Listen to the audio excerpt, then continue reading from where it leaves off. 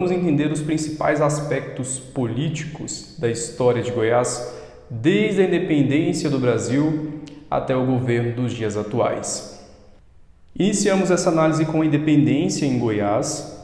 Nós vamos voltar um pouco lá no processo inicial de ocupação, porque a atividade econômica de exploração do ouro vai desencadear no estado de Goiás a formação política e administrativa. Depois do fim da atividade aurífera, isso lá a partir de 780, aproximadamente 50 anos depois do início da exploração do ouro, quando fundam-se os primeiros arraiais aqui no território goiano, a capitania de Goiás inicia aquele processo de ruralização e regressão a uma economia de subsistência, o que vai gerar problemas financeiros, a ausência de um produto básico rentável.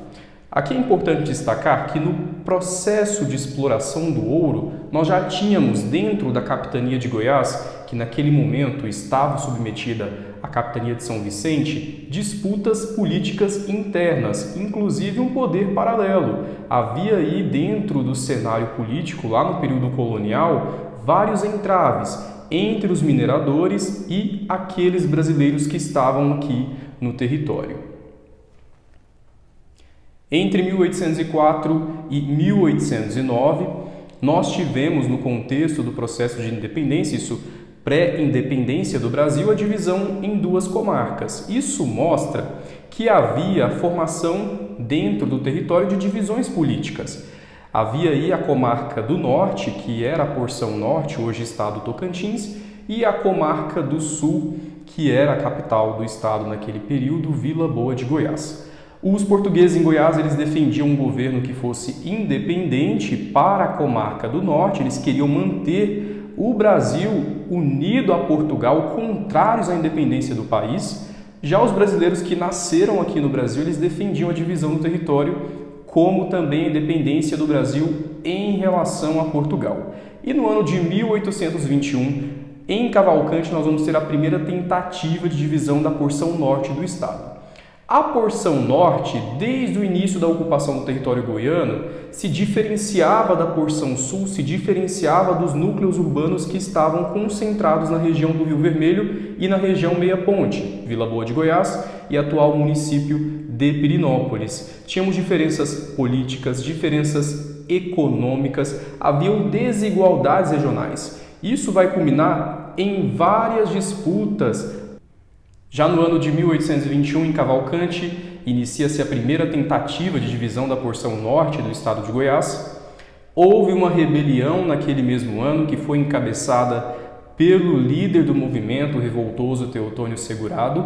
E como eu deixei aqui bem claro, essas diferenças políticas e diferenças econômicas acirradas dentro da capitania de Goiás faziam com que houvesse aí essa clara divisão entre a comarca do Norte, atual estado Tocantins, e a comarca do Sul, em Vila Boa de Goiás.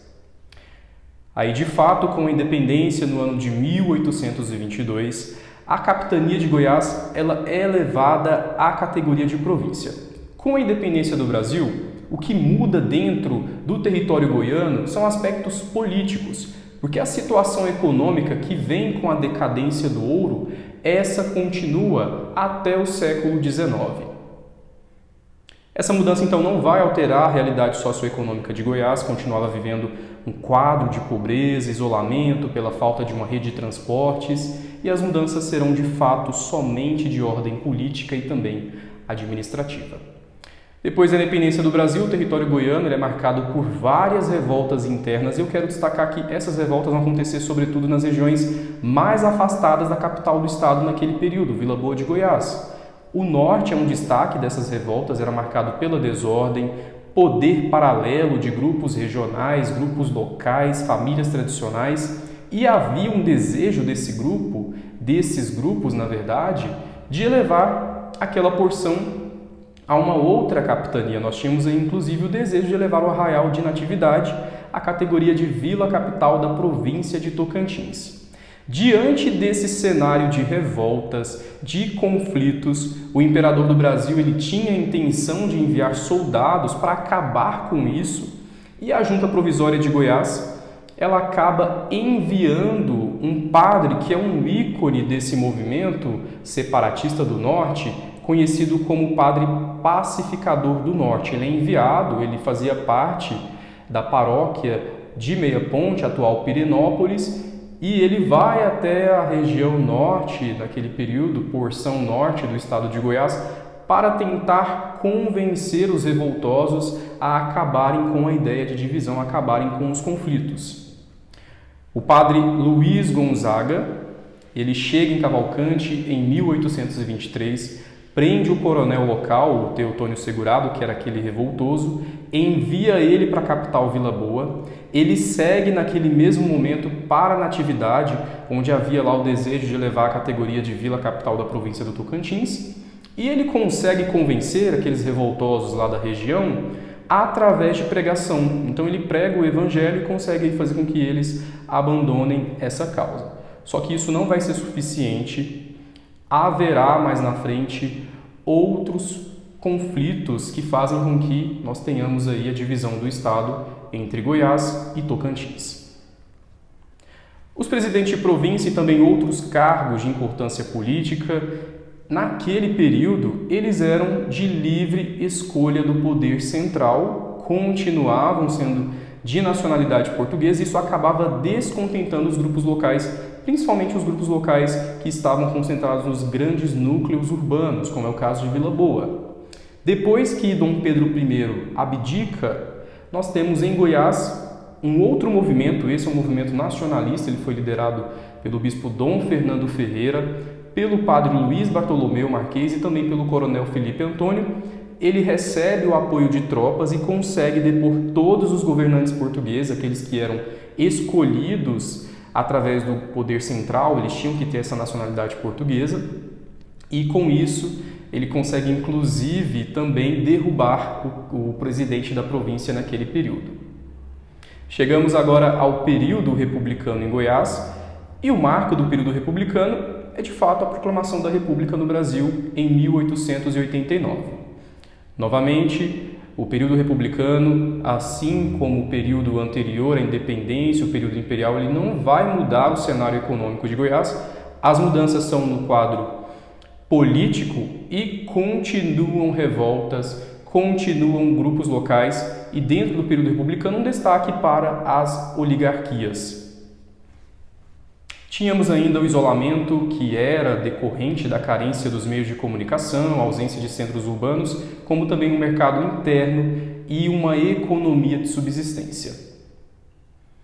As elites, elas continuavam dominando, as mudanças foram na ordem administrativa e políticas, e na primeira fase da República, que vai até a Revolução de 1930, tinha alternância de dois grupos, muito conhecidos na história política do estado de Goiás, os Bulhões e também a oligarquia dos Caiado. Tínhamos aí até o ano de 1912 o predomínio na política dos Bulhões, e até 1930 o predomínio aí na política pela figura do Antônio Ramos Caiado, conhecido também como Totó Caiado. Enquanto esses grupos oligárquicos dominavam o cenário período na primeira fase da República do Estado de Goiás, de 1912 até 1930, eles mandavam em todos os cargos políticos, eles tinham prestígio social, inclusive eram temidos pela população, e ainda há históricos, relatos e registros de que esses grupos locais, eles conseguiam burlar leis, conseguiam burlar documentos de terras, e assim eles aumentavam seu patrimônio. Já na década de 1920, temos um movimento dirigido pela nova classe que emerge no estado de Goiás. Essa classe que emerge no estado de Goiás era formada por pequenos produtores, era formada por comerciantes, sobretudo lá em Vila Boa de Goiás, e era contra o poder daquelas famílias tradicionais. Além disso, uma figura muito importante, Pedro Ludovico, ele lidera esse movimento que faz com que haja o enfraquecimento dessas forças oligárquicas. Inclusive, na Revolução de 1930, ele é nomeado interventor do estado de Goiás, e já na década de 20, antes da Revolução propriamente dita, a gente já tinha essas articulações entre Pedro Ludovico Teixeira com esse grupo que era descontente em relação a essa oligarquia que estava instituída no poder, e havia aí várias reuniões, vários movimentos para que houvesse a deposição desse grupo. Porém, em reação a isso, Pedro Ludovico é preso pela oligarquia, ele fica preso em Rio Verde, inclusive até hoje nós temos lá a cadeia em Rio Verde onde Pedro Ludovico ficou preso, ela está preservada, e mais tarde forças revolucionárias que foram mandadas pelo presidente Getúlio Vargas libertam ele. O marco para a Revolução de 30 dentro do estado de Goiás, que é o rompimento das forças políticas oligárquicas para a instalação de um regime democrático, republicano, é a libertação de Pedro Ludovico Teixeira. Chegamos aí na Revolução de 30. Dentro da Revolução de 30, Getúlio Vargas sobe ao poder como presidente da República e o principal objetivo de Getúlio Vargas era justamente instituir dentro do país um governo que fosse mais nacionalista. Nós tínhamos aí também dentro das propostas de Getúlio Vargas o objetivo de descentralizar o poder, tirar o poder dos grupos oligárquicos que estavam principalmente aí na região sudeste, centralizar o poder. Com isso tivemos mudanças políticas em Goiás. Foram destituídos os governadores. Getúlio Vargas ele vai colocar em cada estado um governo provisório e em Goiás o médico Pedro Ludovico Teixeira é nomeado interventor federal. E dentro da Revolução de 30, nós não podemos deixar de destacar o coronelismo, que foi o sistema político anterior a esse movimento. Ele foi um sistema de poder político que estava aí na primeira fase da República, a República Velha, 1889 até 1930, foi caracterizado pelo poder que estava centrado nas mãos de um poderoso local. Geralmente ele era um proprietário, terra era sinônimo de poder, ele tinha muitas terras, era um fazendeiro. Com a Revolução, o governo ele vai adotar uma meta de desenvolvimento para o Estado, vai resolver problemas estruturais como transporte, educação, saúde e também economia, e um símbolo da modernização da Revolução de 1930 é a construção de Goiânia, a transferência para uma nova capital. Os grupos oligárquicos dentro do coronelismo não queriam que houvesse o desenvolvimento dentro do território goiano. Por quê? O atraso, a miséria eram importantes para essas famílias tradicionais. Elas dependiam disso para se perpetuarem no poder. Elas tinham isso como moeda de troca naquele período. Elas conseguiam ter aí domínio político, convencer as minorias por conta disso. Não queriam desenvolvimento, não queriam o progresso dentro do território goiano. Chegamos na fase mais recente, que é a redemocratização, e o marco da redemocratização em Goiás é, de fato, o desmembramento da porção norte. Nós vimos todos aqueles conflitos que ocorreram anteriormente, chegamos agora mais na contemporaneidade com a criação do Estado do Tocantins, finalmente, a partir da Constituição. Houve uma mobilização popular e política lá na região norte, fazendo com que o governador que foi eleito em 1986, o Henrique Santilo, apoiasse a proposta de divisão no Congresso e ele passa a ser o grande articulador dessa questão. Houve então aí a criação do Estado a partir do dia 1º de janeiro de 89. Nesse quadro eu destaco as principais características que estão relacionadas aos governos pós-regime militar no estado de Goiás. Começando na primeira fase, eu caracterizo essa primeira fase como uma fase mais populista, que é marcado pelo governo de Iris Rezende, como também Henrique Santilo. Temos aí Iris Rezende, que vai de 1983 até 1986, tem um caráter populista, reformista, ele faz os mutirões, construções de casas. Ele também vai focar muito nesse período em obras de infraestrutura. Já o próximo governo, que vai de 87 até 91, de Henrique Santilo, ele vai priorizar a área da saúde, então construção de hospitais, políticas públicas para a saúde, como também saneamento, e a assistência social, que é um marco aí desse populismo na primeira fase. Volta o governo de Iris Rezende em 1991, vai até 1994, ele vai dar ênfase na fiscalização de impostos. É um período também de reestruturação administrativa, o Estado ele acaba tendo aí problemas econômicos nessa fase. Ele também foca em obras de pavimentação e um marco aí do governo de Íris, nesse segundo mandato como governador desse período, é o programa Fomentar, que já é um dos primeiros que vão subsidiar a industrialização no estado de Goiás. Na segunda fase, eu a caracterizo como uma fase modernizadora do território, porque esses governadores vão investir principalmente em obras, expansão industrial. Primeiro com Maguito Vilela, tivemos aí de 95 até 98, programas sociais, é um marco dele. Investimentos também em saneamento, obras de saneamento por todo o estado e também educação. Depois Marconi Perillo, nós temos 4 mandatos do governador Marconi Perillo, o primeiro lá em 98, o segundo em 2002, o terceiro em 2006, o quarto em 2014 e encerrou agora em 2018.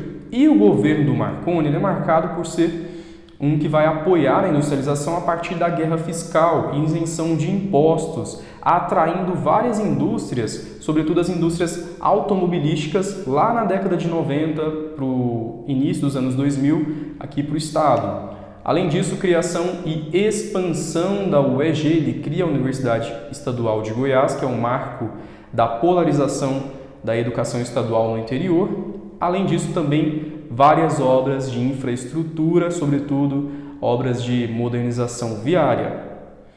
Quando o Marconi Perillo termina o mandato de 2006, ele se candidata a senador e assume o vice, ele se torna governador, ele tem um mandato aí de 2007 até 2010, ele vence as eleições depois, o Alcides Rodrigues. E um destaque para o governo do Alcides Rodrigues é que ele vai firmar várias parcerias com o DF para as cidades que estão no entorno de Brasília, porque nós temos vários problemas estruturais de segurança pública, criminalidade alta em cidades que estão ali no entorno, então ele vai firmar essas parcerias com o próprio governo do DF. Além disso, projetos de infraestrutura voltados, sobretudo, para obras no Vale do Araguaia. E no cenário atual, nós temos agora o governador Ronaldo Caiado, desde o início agora de janeiro, 1º de janeiro, então ele está já no governo aí há mais de 7 meses. Então eu vou caracterizar o que tem de mais aí relacionado às suas políticas. Ele é descendente de produtores rurais, tem uma forte presença, uma história política muito forte, inclusive o Ronaldo Caiado, até pelo sobrenome a gente já consegue fazer essa alusão, ele é neto de Antônio Ramos Caiado, que foi o coronel Totó Caiado, lá naquele período em que havia oligarquia na antiga capital. Então isso já faz com que ele tenha aí essa forte presença política. Foi senador por Goiás de 2015 até 2019, ele foi também deputado federal de 91 a 95, depois de 99 a 2015, ele também se candidatou à presidência da República, porém aí não teve votação expressiva.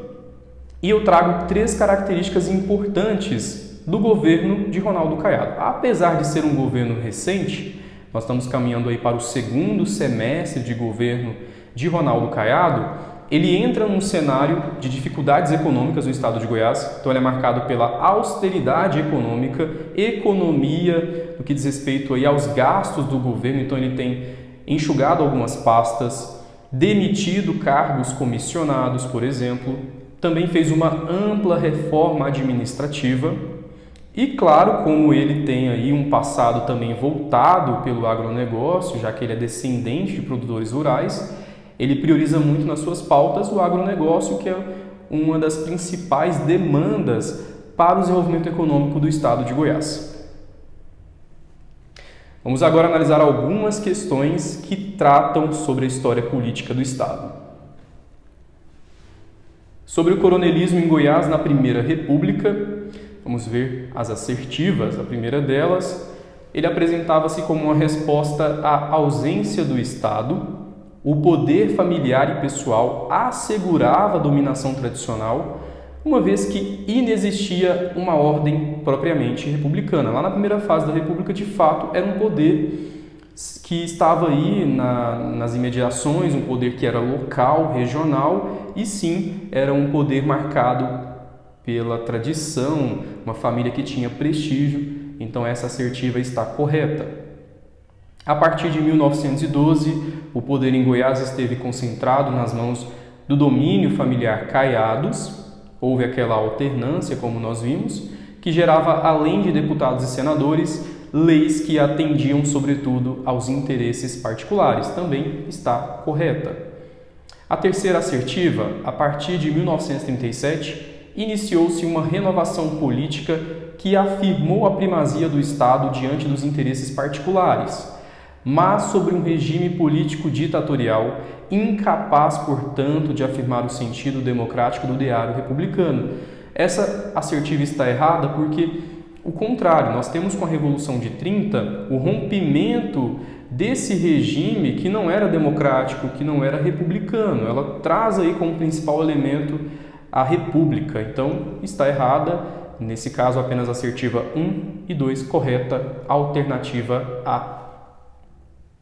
Em Goiás, a Revolução de 1930 foi uma revolução importada, ela veio de fora, com forte peso aí de Minas, sem raízes próprias na região. Apesar disso, ela teve uma significação profunda, marcando uma nova etapa na história do Estado. Entre os legados imediatos da Revolução de 1930, destaca-se a alternativa A, construção de Goiânia, que é um símbolo da Revolução, a mudança da capital, como marco inicial dessa nova etapa, símbolo do progresso e também do desenvolvimento do Estado. A alternativa está correta. As demais alternativas, o avanço na democratização do poder no Estado, cujo exercício contou com ampla e efetiva participação popular e eleições livres e diretas. Não houve eleições livres e diretas imediatamente, porque Pedro Ludovico Teixeira ele foi nomeado interventor federal pelo presidente Getúlio Vargas, por isso ela está errada.